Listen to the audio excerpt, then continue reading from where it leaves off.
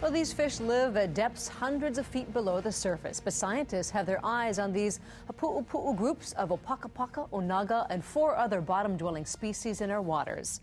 Fishermen just can't wait to get their lines on them when the fishing season begins. So Hawaii's bottom fishing season begins in about a month. And this year, they'll see some pretty big changes to the limits for those who are casting their lines. Many will also face more reports and more fish to catch this season. KITV4's Paul Drews breaks down the new rules for bottom fishing.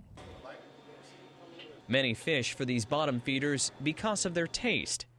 People who like to eat fish, and that's the reason I go.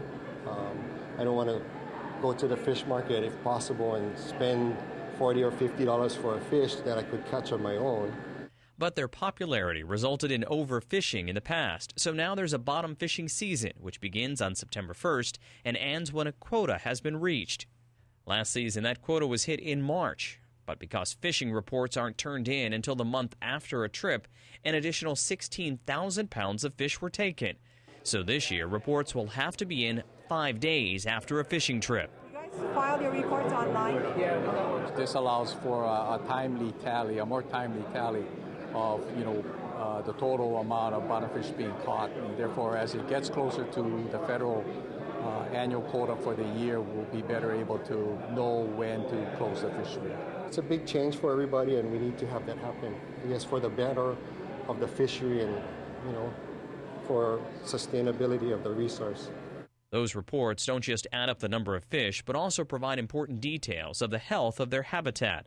We want to conserve the resource so that people have an opportunity to fish for profit, for their living, and fish for recreation, right? So in order to do that, we have to monitor how well the stocks are doing, how well the fish population is doing. One of the biggest changes for this year is the quota, which is expected to be raised by 80,000 pounds. And that's a 1/3 increase over last year's total catch. It may lengthen the season, so, it's a good thing.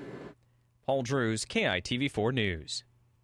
Now, starting this season, state fish and bag limits will now be the same as federal guidelines, so there won't be any confusion for fishermen.